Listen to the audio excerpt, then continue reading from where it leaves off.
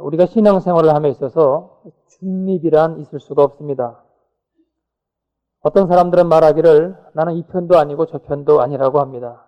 그래서 자신은 엄정 중립을 지키기 때문에 옳은 입장에 서 있다고 합니다. 아니 옳시다. 신앙생활에 중립이란 없습니다. 반드시 하나님 편에 서야 합니다. 이것만이 옳지 그 외의 것은 중립이든 무엇든 다 잘못된 것입니다. 이 편이 하나님 편이거든 이 편에 서십시오. 그리고 저 편이 하나님 편이거든 저 편에 서십시오.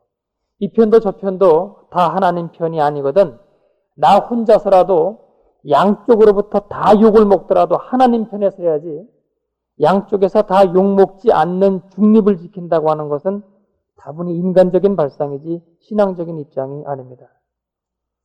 또 한 가지 유념해야 할 것은 엄정 중립이란 존재할 수 없다는 것입니다. 많은 사람들이 중립을 지키려고 노력하지만 그것은 불가능합니다. 반드시 어느 한쪽으로 치우칠 수밖에 없는 것이 우리 인간입니다. 그렇기 때문에 우리는 적극적으로 하나님 편을 선택해야만 합니다. 하나님을 부정하지는 않으면서 그렇다고 또 온전히 쫓는 것도 아니면서 세상을 따라가는 사람들은 결코 하나님 편이 아닙니다. 오히려 그들은 세상 쪽에 서 있는 사람들입니다. 왜냐하면 인간은 이도 저도 아닐 때는 자기 생각을, 자기 욕심을 따라가는 존재이기 때문입니다. 그렇기 때문에 분명하게 흔들리지 않는 자세로 하나님 편에 서 있는 사람, 그러한 사람을 하나님께서는 찾으시며 인정하시지 어정쩡한 자세로 서 있는 사람을 하나님은 결코 인정하지 않으십니다. 여호수아가 임종을 앞두고 이스라엘 백성들을 향하여 선포하고 있는 내용이 무엇입니까? 너희는 오직 여호와 하나님만 섬기라고 하는 것입니다. 다른 모든 좋은 말들을 다 제쳐놓고 하는 한 가지 말이 바로 이 말입니다. 이 말이 얼마나 중요한 말이면은 여호수아가 오직 이 한 가지만을 그 백성들에게 유언으로 남기고 있을까요? 지난주에 살펴보았던 13절까지의 내용은 이스라엘 민족을 인도해내신 하나님의 손길과 그 섭리에 대한 회고였습니다. 그 내용 가운데 부각되었던 것은 하나님께서 내가라고 계속 말씀하심으로써 그들의 조상 아브라함이 하나님의 부르심을 입었던 애당초의 사건, 그리고 이스라엘 민족의 애굽의 노예 생활로부터 탈출케 된 그 민족적인 사건, 그리고 요단강을 건너서 가나안 땅에 들어가기까지의 그 모든 과정이 다 하나님에 의해서 이루어졌다고 하는 사실이었습니다. 그래서 그 마지막 결론이 오늘 본 14절에 그러므로 하며 시작됩니다. 14절입니다. 그러므로 이제는 여호와를 경외하며 성실과 진정으로 그를 섬길 것이라. 너희의 열조가 강 저편과 애굽에서 섬기던 신들을 제하여 버리고 여호와만 섬기라. 방금 본 것처럼 13절까지의 내용은 이스라엘 민족이 그동안 하나님에 의해서 여기까지 왔다고 하는 그 내용이었습니다. 그래서 그 결과, 그러므로 오직 여호와 하나님을 섬기라고 하고 있습니다. 여러분 지금 이 말씀이 이스라엘 민족이 아닌 이방인들에게 하는 말이 아닌 것을 기억하십시오. 또 이스라엘 민족이 막 출애굽하여 가지고선 지금 가나안 땅을 향해 가는 도중에 하는 말이 아닌 것을 기억하십시오. 하나님께서 허락하신 믿음을 갖고 요단강을 건너서 가나안 땅을 점령한 후의 일입니다. 그것도 점령한 그 땅을 전부 지금 이스라엘 민족 12지파에게 지금 분배하였습니다.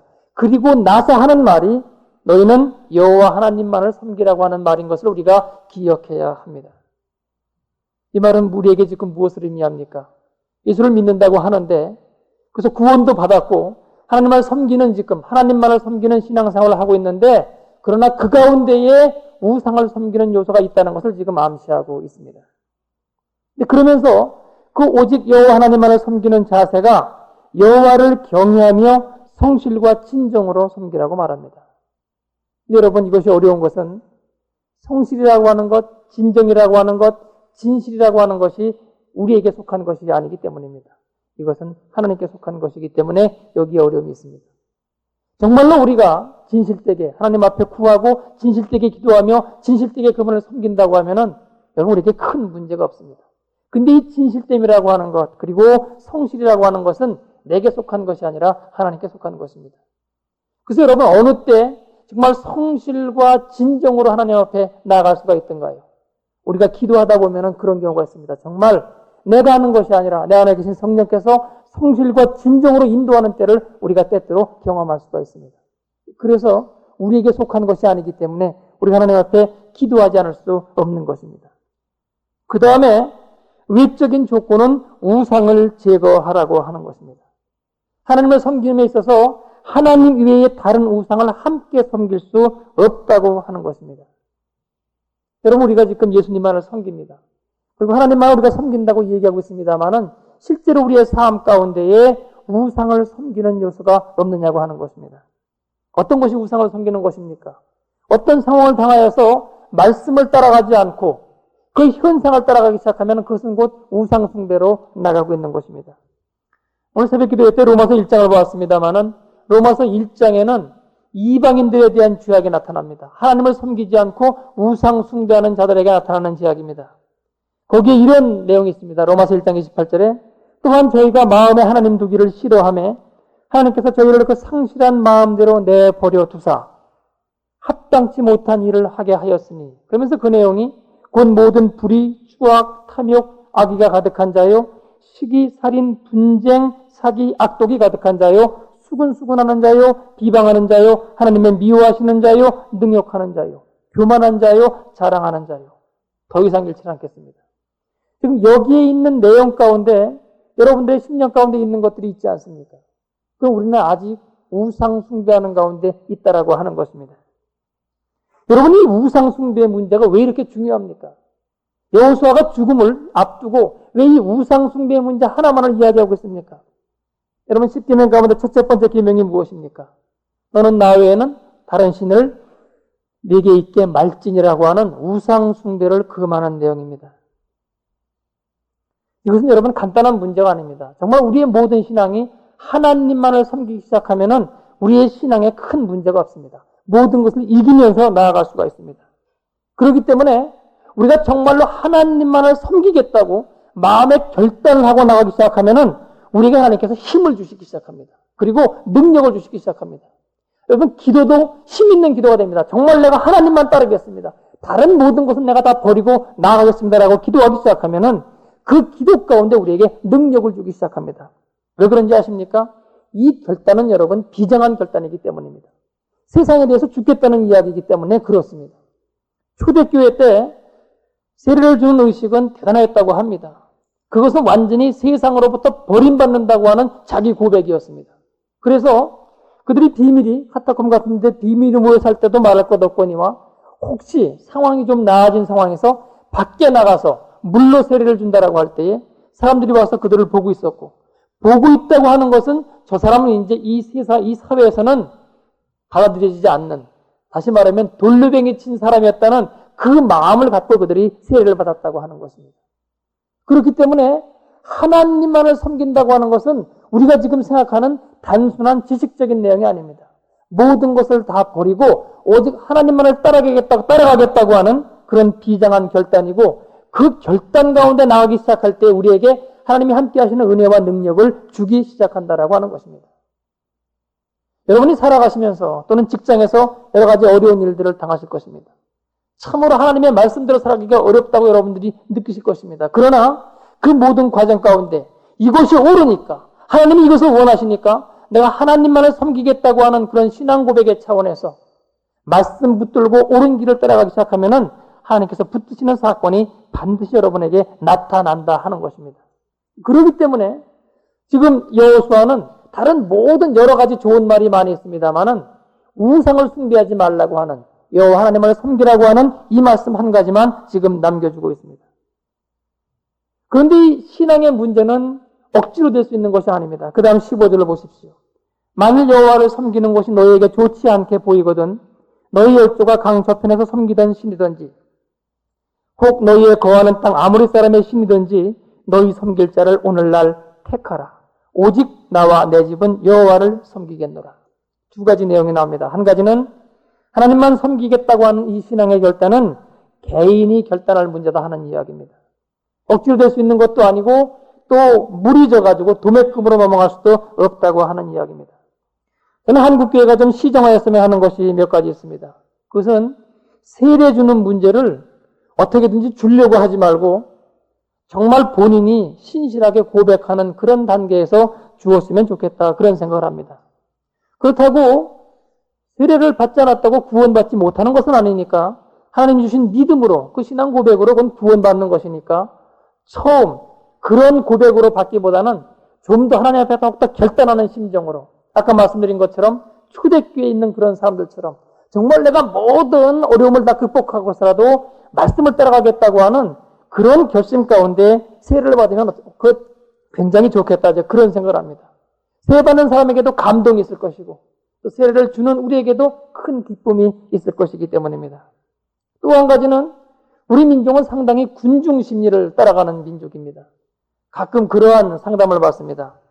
중고등학교 때 또는 대학교 때 무슨 집회 때 또는 부흥회 때에 선교사로 나갈 사람 일어나라 라고 해서 일어났는데 자기 본심은 아니었다라고 하는 겁니다. 옆에도 일어나고 여기저기서 일어나니까 나 혼자 안 일어나면 이상할 것 같아가지고 일어났는데 이게 맞는 겁니까? 내가 가야 되는 겁니까? 안 가야 되는 겁니까? 그런 상담을 해오는 분들이 있습니다. 확고한 자기신앙의 문제입니다. 내가 결단하고 내가 나가는 것이지 남이 한다고 같이 나갈 수 없다고 하는 것입니다. 그러면서 지금 여호수아는 뭐라고 말합니까? 오직 너희는 어떻게 될지 모르지만 너희는 택하라. 그러나 오직 나와 내 집은 여호와를 섬기겠다라고 말합니다. 식구들 신앙의 문제는 가장이 책임져야 될 문제입니다. 사도행전 16장 31절에 보면은 그 빌립보 감옥에 바울이 갇혀 있을 때 그 간수가 얘기합니다. 선생이 어찌하여 우리가 구원을 얻으리까? 그때 사도 바울이 말하기를 주 예수를 믿어라. 그러면 너와 내 집이 구원을 얻으리라라고 말합니다. 그것은 한 사람이 믿을 때 집이 자동적으로 믿게 된다는 그런 의미는 아닙니다. 한 사람에게 생명이 들어가면은 적어도 자기 가족에 대해서 그 생명이 전해져야 될 책임을 느끼고 그를 위해서 기도하고 그들에게 전도하면서 결국은 그들도 구원받게 될 것이다. 그런 이야기입니다. 다시 말씀드리면은 한 가족 중에 한 사람에게 예수 그리스도의 생명이 온전히 들어가기만 하면은 나머지 다른 가족들은 하나님께서 구원하실 차비를 갖추고 있다. 그런 의미가 되는 것입니다. 그러기 위해서 우리가 생각할 것은 우리 여기 지금 남자분들이 많습니다만은 여러분이나 저나 가족에 대해서 우리가 제일 중요한 책임은 돈을 벌어오는 것이 아니라 모든 식구들이 하나님을 잘 경외하도록 이끄는 것임을 우리는 명심해야 됩니다. 여호수아는 지금 거기 모여있는 모든 이스라엘 백성들에게 말합니다. 너희가 택하라고 신앙의 결단을 촉구하면서 오직 나와 내 집은 여호와를 섬기겠다. 그렇게 말합니다. 백성이 대답합니다. 16절로 18절 말씀입니다. 백성이 대답하여 가로되 여호와를 버리고 다른 신들을 섬기는 일을 우리가 결단코 하지 아니하오리니 이는 우리 하나님 여호와 그가 우리와 우리의 열조를 인도하여 애굽 땅 종되었던 집에서 나오게 하시고 우리 목전에서 그 큰 이적들을 행하시고 우리가 행한 모든 길에서 우리의 지난 모든 백성 중에서 우리를 보호하셨음이며 여호와께서 또 모든 백성 곧 이 땅에 거하던 아모리 사람을 우리 앞에서 쫓아내셨습니다. 그러므로 우리도 여호와를 섬기리니 그는 우리 하나님이심이니이다.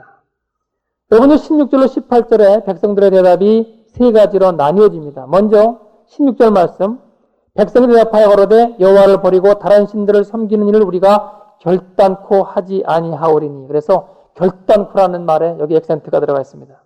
그 다음 17절로 18절 상반절까지는 그동안 하나님이 함께 하셨던 그 내용에 대한 회고입니다. 다시 말씀드리면은 여호수아가 13절까지 해서 그들의 민족을 어떻게 이끌어내었다고 하는 그 내용을 다시 한번 요약해서 반복합니다. 그 다음 마지막 세 번째가 그러므로입니다. 그러므로 우리도 여호와를 섬기리니 그는 우리 하나님이심이니이다. 그래서 이스라엘 백성들이 하나님만 섬기겠다고 하는 신앙 고백을 하고 있습니다. 우리가 여기서 볼 것은 신앙생활은 체험이 있어야 된다라고 하는 것입니다. 여러분 이거 대단히 중요한 사실입니다. 기독교는 뭐라고 말합니까? 기독교는 체험의 종교라고 말합니다. 그 말은 어떤 체험이 와야만 믿는다는 그런 의미는 아닙니다.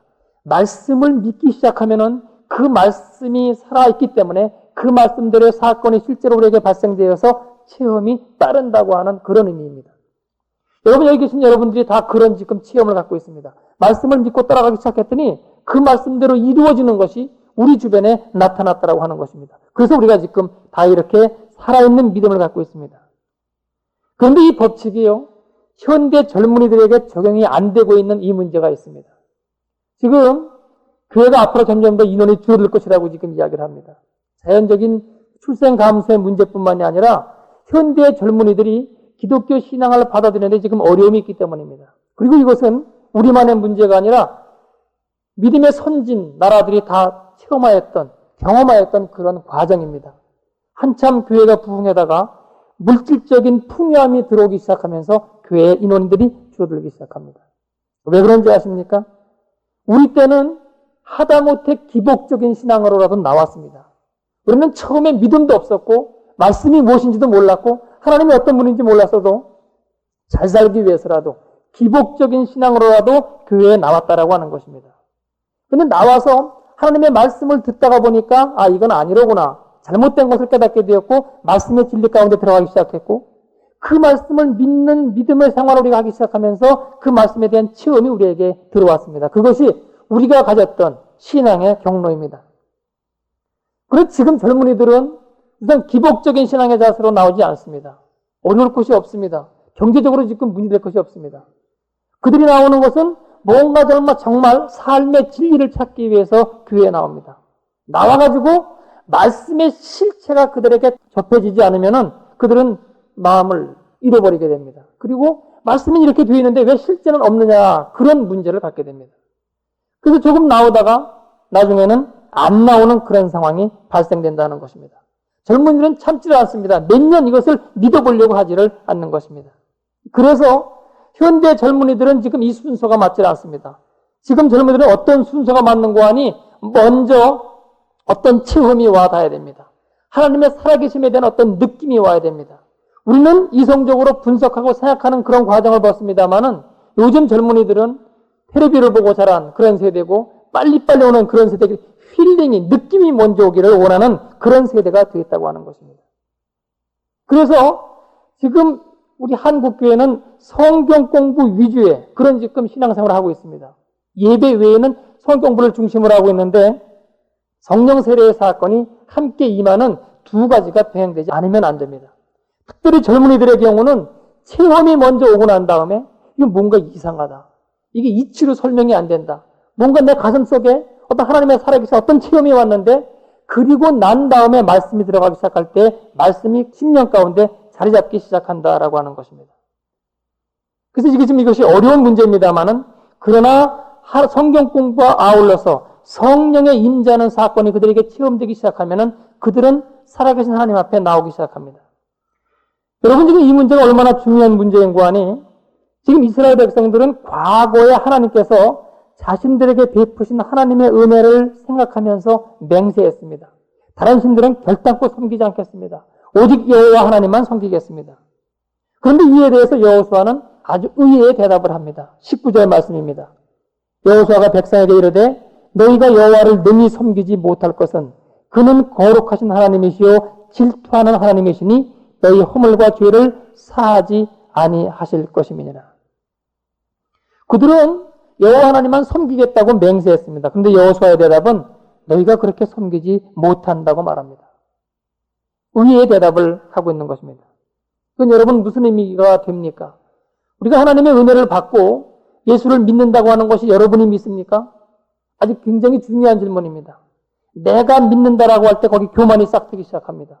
그리고 하나님 중심이 아닌 나 중심적인 신앙생활로 잘못 옮겨갈 수가 있습니다. 우리가 구원받고 예수 앞에 나오고 점점 더 그분께 가까이 가는 것도 하나님께서 은혜 베푸시니까 지금 우리가 이 길을 가고 있는 것입니다. 우리가 예수를 잘 믿으면 그것이 내가 잘 믿어서 잘 믿는 것입니까? 바로 이 부분이 성경 공부만으로 끝나고 성령에 함께 하신 은혜를 체험하지 못하는 사람들이 빠질 수 있는 오류입니다. 지난번에 제가 우연히 부산 시내에서 제자 훈련에 대해서 제일 앞서가고 있는 교회의 교육자를 만난 적이 있습니다. 몇 가지 이야기를 나누었는데 부교육자였습니다. 성경 공부의 이 문제점을 그분이 지적을 했습니다. 자기 교회에서는 담임 목사님만 목사님이고 나머지 부목사나 다른 교육자들은 뭐 나도 제사장 너도 제사장 다 똑같다라고 하는 것입니다. 이게 뭔가 잘못 지금 되고 있는 부분입니다. 성령의 임재하시는 사건 가운데 내가 예수를 믿는 것이, 혹 잘 믿는다고 하더라도 그것이 하나님의 은혜이지 결코 내가 잘 믿는 것이 아니라고 하는 하나님께 무릎 꿇는 사건이 없으면 안 되는 것입니다. 바로 그것이 성령의 임재하는 사건 가운데 우리에게 주어지는 은혜입니다. 그러면서 우리가 예수를 믿는다고 하는 것, 다시 말하면 지금 이들이 우리가 결단코 여호와 하나님만 섬기겠다고 지금 말하고 있는데 그것을 너희가 할 수 없다라고 말하는 구체적인 이유가 나오기 시작합니다. 여호수아가 백성에게 이르되 너희가 여호와를 능히 섬기지 못할 것은 첫 번째가 그는 거룩하신 하나님이시오 이렇게 말합니다. 하나님은 거룩하신 분입니다. 근데 우리는 거룩한 존재가 아닙니다. 우리는 죄인입니다. 우리는 패역한 존재입니다. 이미 본질적으로 거룩하신 하나님을 죄인 우리가 섬길 수 없다라고 하는 것입니다. 여러분, 같은 존재끼리, 같은 본질을 가진 존재끼리 상호 통하는 것이지 그렇지 못한 자는 통할 수가 없는 것입니다. 사람과 동물이 어떻게 통할 수가 있겠습니까? 같은 동물에도 개나 고양이가 같은 관점을 갖겠습니까? 같은 본질을 갖고 있는 그런 존재만이 같은 마음, 같은 생각, 같은 관점을 갖고 보는 것이지 그렇지 않으면 그것은 불가능합니다. 그러니까 이들이 구원받았다고 하더라도 왜 하나님을 섬기지 못한다고 하는 것입니까? 하나님은 거룩하신 분이고 우리는 본질적으로 거룩한 존재가 못 되기 때문에 하나님을 섬길 수 없다라고 말합니다. 두 번째 이유는 질투하는 하나님이시니 그렇게 말합니다. 하나님은 질투하시는 분이다 하는 거죠. 이것이 이상합니까? 이것은 우리에 대한 사랑의 표현입니다. 우리가 결코 하나님 외에 다른 우상을 섬기면 안 된다. 그때 하나님께서 질투하신다라고 하는 것입니다. 그리고 우리가 자식을 기르는데 우리의 자녀가 나도 아버지고 다른 사람도 아버지고 그걸 우리가 그의 마음이 넓다라고 그건 참 박애주의자가 그렇게 말하겠습니까? 누군지 화날 일입니다. 내가 아버지인데 하나님도 그 심령입니다. 내가 너를 창조했는데 내가 너의 창조자인데 어떻게 내가 다른 사람을 따라갈 수 있느냐 그런 마음이 되는 거죠. 그런 관점에서 질투하신 하나님이다 그런 이야기입니다.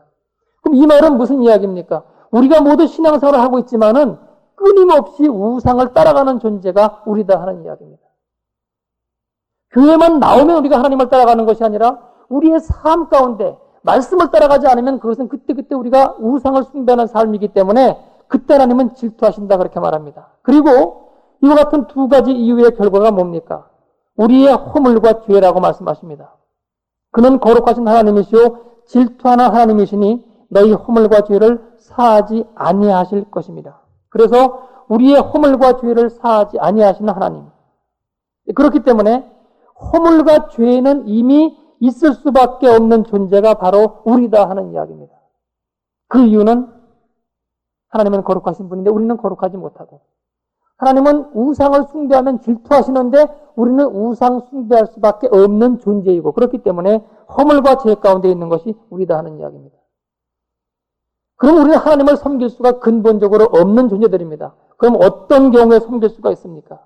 한 가지 가능성밖에 없습니다. 하나님께서 우리에게 은혜를 베푸실 때 거룩하지 못하지만 거룩하다고 인정하시고 우상을 숭배할 수밖에 없지만은 하나님께서 인도하셔서 끌어당기셔서 우상 쪽으로 나가지 않고 당신 쪽으로 나갈 수 있게 인도하시는 그 은혜를 우리가 덧입을 때만 우리가 하나님 앞에 나아갈 수 있다 하는 것입니다.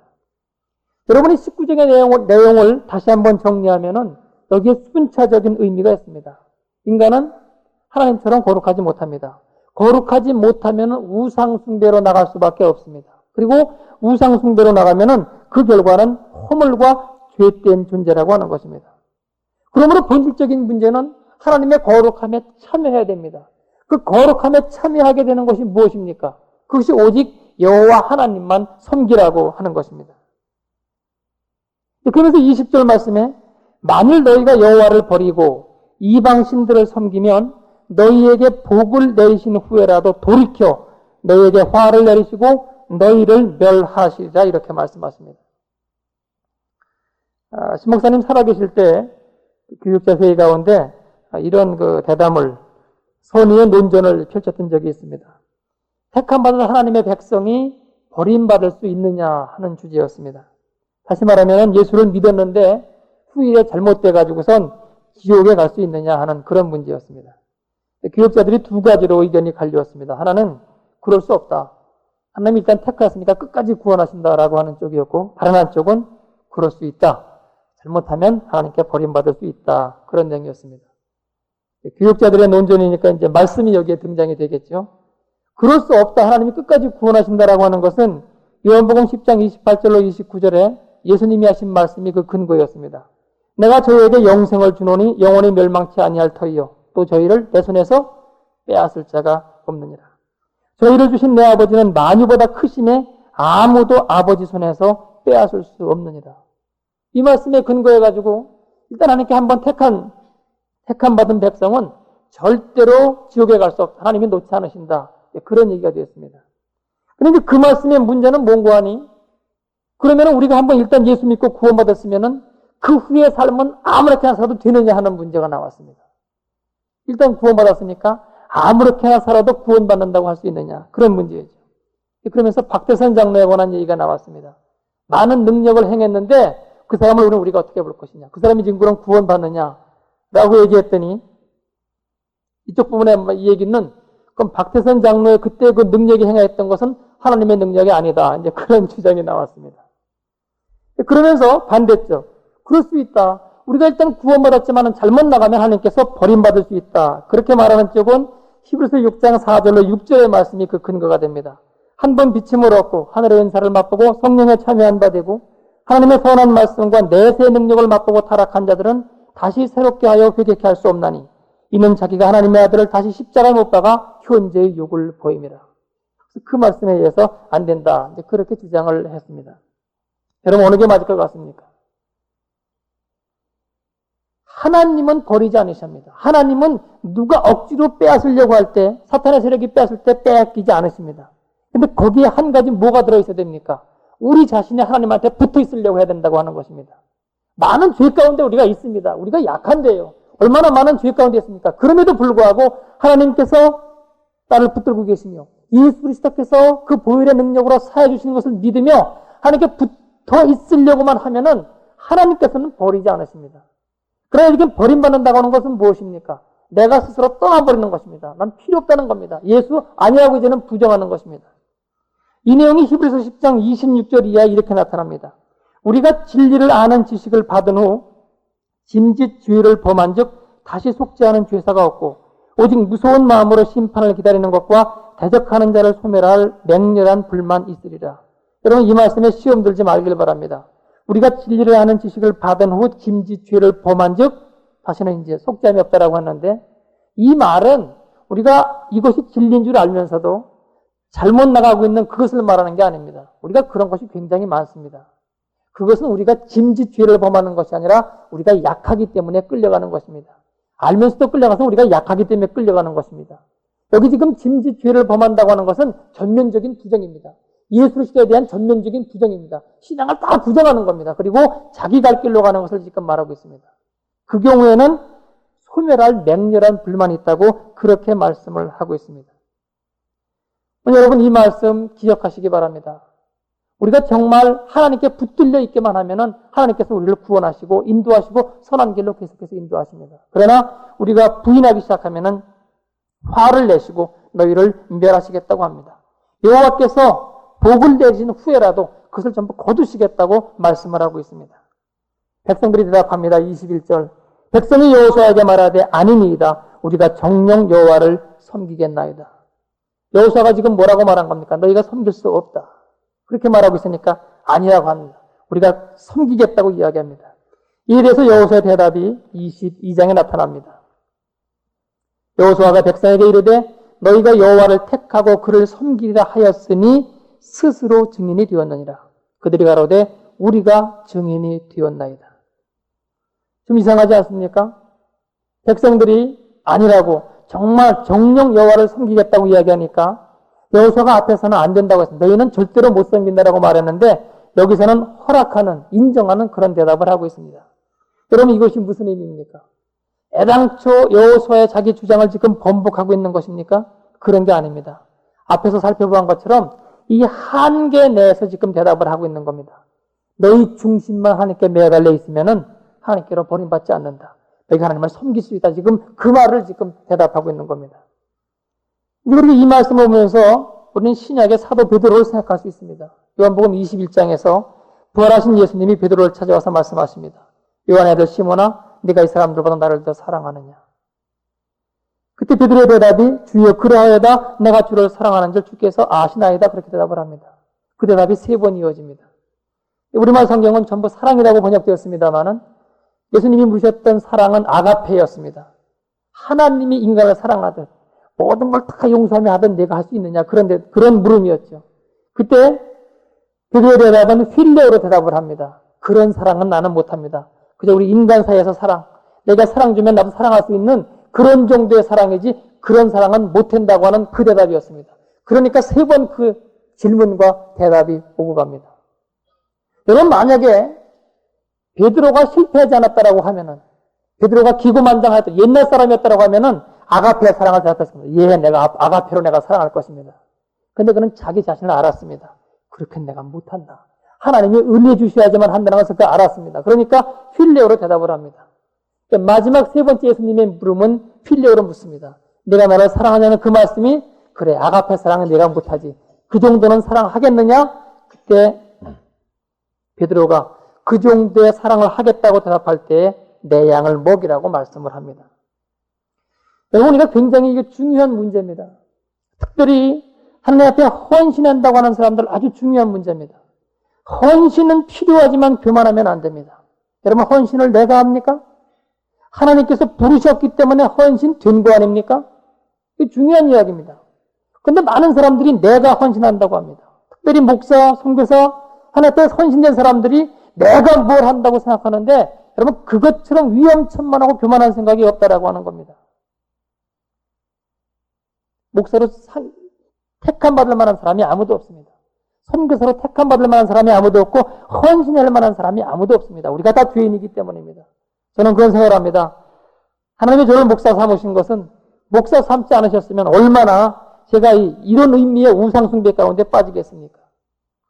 가뜩이나 시원찮은 사람인데 그러니까 긍휼히 여기사 목사를 세워놓으면 그래도 거기에 덜 가겠지 않은 그래서 저를 긍휼히 여기서 여기를 택하셨지 내가 무슨 큰 헌신으로 나왔다고는 생각되지 않는다라고 하는 겁니다. 그 다음 말씀이 중요합니다. 23절. 22절에서 그들이 이제 여호와를 섬기겠다고 그것을 인정하고 난 다음에 여호수아가 가로되 그러면 이제 너희 중에 있는 이방 신들을 제하여 버리고 너희 마음을 이스라엘 하나님 여호와께로 향하라 이렇게 말씀합니다. 오늘 말씀의 초점이 여기에 있습니다. 하나님만을 섬기겠다고 하는 그 허락받는 증거가 뭐로 나타나야 하느냐 하면은 지금 현재 우리가 갖고 있는 우상을 제거하는 것으로 나타나야 됩니다. 여러분이 우상의 문제가 얼마나 우리를 끈질기게 따라다니고 있는 건지 아십니까? 우선 이 현장을 여러분 보십시오. 맨 처음 우상은 아브라함의 조상들이었습니다. 아브라함이 하나님께 부름을 받았습니다. 그런데 아브라함의 3대가 누굽니까? 야곱입니다. 야곱도 우상을 갖고 있었습니다. 그 안에 라헬이 친정에서 돌아올 때 그 아버지의 드라빔을 훔쳐가지고 옵니다. 그 우상을 갖고 옵니다. 그 복을 자기가 가져오겠다고 하는 얘기죠.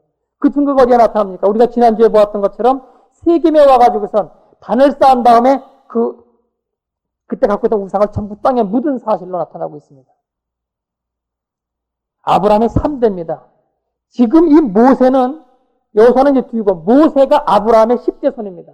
그럼 지금 여호수아는 벌써 12대, 3대, 4대 그 뒤로 나간 지금 그 세대입니다. 근데 아직도 지금 우상이 있습니다. 그리고 지금 이때가 언제입니까?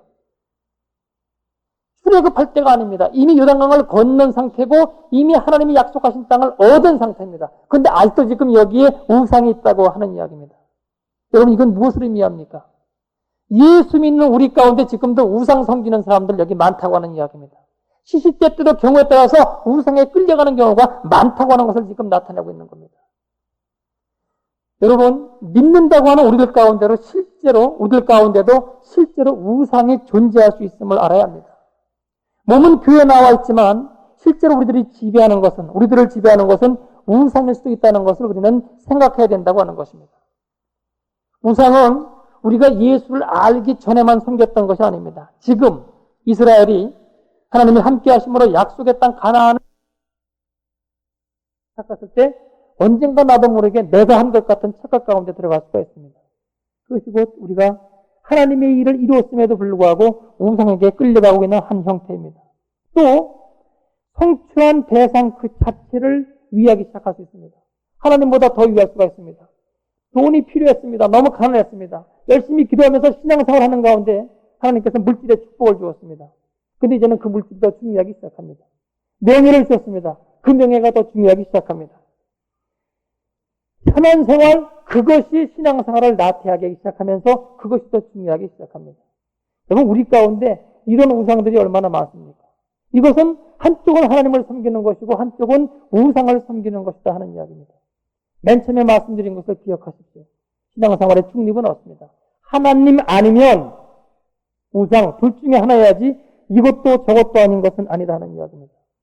왜 오늘 여호수아가 이 말씀을 이렇게 중요하게 이해하고 있습니까? 왜 하나님만 섬기라고 말하고 있습니까? 이것이 왜 이렇게 우리 가운데 중요한 것이냐 하는 이야기입니다. 우리가 하나님 앞에 갔을 때에 온전한 상급을 받는 길이 여기에 있기 때문입니다. 계시록 20장 4절로 6절에 이런 말씀이 있습니다. 첫 번째 부활과 두 번째 부활에 관한 내용입니다.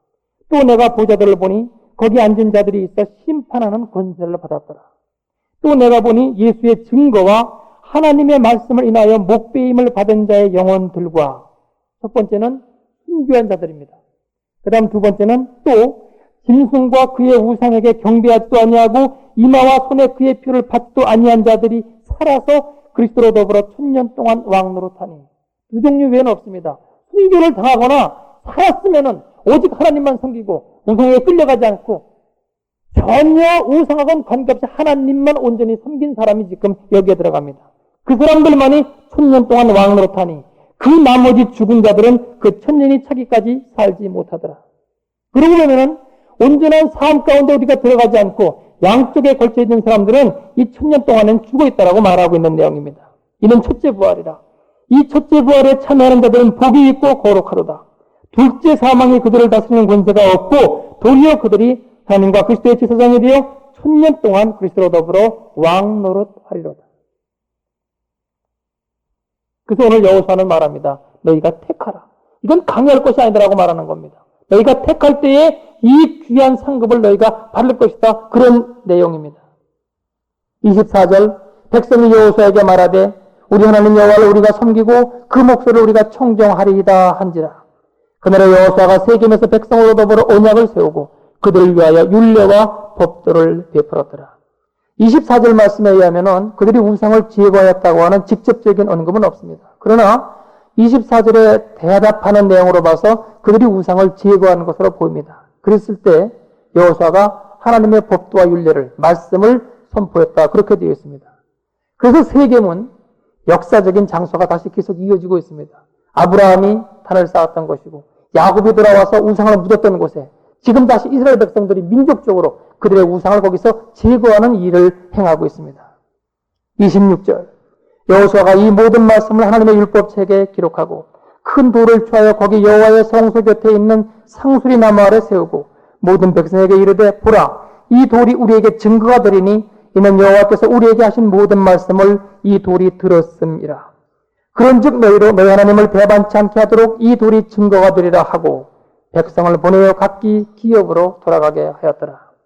돌이 실제로 무슨 증거가 되겠습니까마는 하나의 그 상징적인 의미로 지금 돌을 세웠던 것입니다. 저는 오늘 마지막으로 한 가지 예화를 말씀드리므로 오늘 말씀을 끝내려고 합니다. 대단히 돈을 벌었던 어떤 여자분의 이야기입니다. 그는 12년 전에 가발 공장을 경험하면서 그때 굉장히 그것이 특수기를 맞이해가지고선 굉장히 많은 돈을 벌었습니다. 그런데 재산이 많아지다 보니까 교만한 마음이 생겨서 30년 신앙생활을 한 사람인데도 불구하고 그때부터 세상적으로 나가기 시작했습니다. 그러다 결국은 그 특수기가 지나고 난 다음에 사양길로 접어들면서 이제는 모든 게 허사가 되고 수억의 빚을 지는 그런 상황이 되었습니다. 그전에는 교회에 30년 동안 다니면서 등록을 하지 않았습니다. 내가 혼자 믿으면 됐지 등록하고 간섭받는 것은 싫다 그런 생각이 있었습니다. 그런데 이 일을 당하고 나서 등록하면서 그에게 온전한 신앙이 돌아왔고 학습 세례를 받기 시작했습니다. 그가 나중에 말한 그 간증의 내용이 이겁니다. 저는 이제부터 모든 것을 다 버리고 온전히 하나님만 의지하려고 합니다. 이 공장만 팔리면 빚을 다 갚게 될 것입니다. 무일푼으로 시작했다가 무일푼으로 끝나게 되었습니다. 그러나 그동안 저는 너무 많은 것을 배웠습니다. 무엇보다도 감사한 것은 제 영혼이 구원을 받게 된 사실입니다. 만약 사업이 계속 잘 되었더라면 제 영혼은 영영 하나님을 떠나버렸을 것입니다. 그러나 하나님이 저를 너무나 사랑하셔서 구원해 주었습니다. 그저 감사뿐입니다. 제 사업은 오늘부터 폐업이지만 제 신앙은 오늘부터 개업입니다. 여러분, 무엇을 버리겠습니까?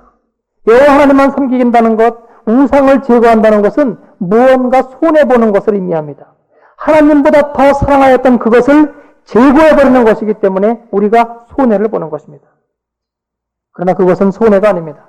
올바른 길을 찾아 나서고자 할 때에 일시적으로 다가오는 아픔일 뿐입니다. 여러분이 시간이 지나서 참 진리 가운데 들어가면은 여러분은 오늘 제거해버린 그것이 너무나 잘한 일이요 복받을 일이었음을 깨닫게 될 것입니다. 여러분이 우상의 제거 없이는 여러분 마음에 참 평안이 없습니다. 계속 하나님과 우상 사이를 헤매야 하기 때문에 여러분의 마음이 괴롭습니다. 하나님 앞에 나와도 죄스럽고 사회에서 생활할 때도 불편합니다. 여러분, 언제까지 이러겠습니까? 예수께서 말씀하시기를 진리를 알지니 진리가 너희를 자유케 하리라고 하셨습니다. 진리란 곧 하나님께 속한 것입니다. 그리고 진리의 본질이 곧 여호와 하나님만을 섬기는 것입니다. 여러분, 초대교회 교인들처럼 옳지 않은 것, 말씀에 어긋나는 것, 하나님보다 더 크게 여겼던 것. 어떤 세상에 어려움이 온다고 하더라도 오늘 이 시간 끊으십시오. 여러분 자신의 세겜 땅에 그것을 묻으십시오. 그리고 선포하십시오. 하나님과 사람 앞에 확실한 그러한 증거의 도를 세우십시오. 나는 이제 하나님만을 섬기는 삶을 살겠다고. 옳지 않은 삶의 모습은 버리겠다고 말합니다. 여호수아는 말합니다. 그러면 이제 너희 중에 있는 이방 신들을 제하여 버리고 이스라엘 하나님 여호와께로 향하라고 말입니다. 여러분, 그러면 죽을 것 같습니까? 천만의 말씀입니다. 언제까지 사탄의 전략에 속아 넘어갈 것입니까? 그래야만 삽니다. 죽어야만 삽니다. 여러분, 언제까지 말로만 예수 믿는다고 할 것입니까? 여러분 속에 있는 우상을 제거해버림으로써 이제는 실제로 예수 믿는 삶 가운데 들어갈 수 있기를 바랍니다. 너희 섬길 자를 오늘날 택하라. 오직 나와 내 집은 여호와를 섬기겠노라. 기도드리겠습니다. 우리에게 하는 말씀 주심을 감사합니다. 우리가 신앙생활 한다고 하는 것이 내용과 그리고 우리의 모든 표현이 일치되지 않으면 말로는 예수를 따른다고 하면서 실제로 우리가 우상을 섬길 수 있음을 오늘 말씀은 보여주고 있습니다. 우리 자신을 아버지 돌아볼 수 있기를 원하옵고 오직 하나님만 따르는 섬기는 삶을 아버지 저에게 허락해 주시옵시며 모든 우상을 제거할 수 있는 은총을 우리에게 허락하여 주옵소서. 예수 그리스도의 이름으로 기도드리옵나이다. 아멘.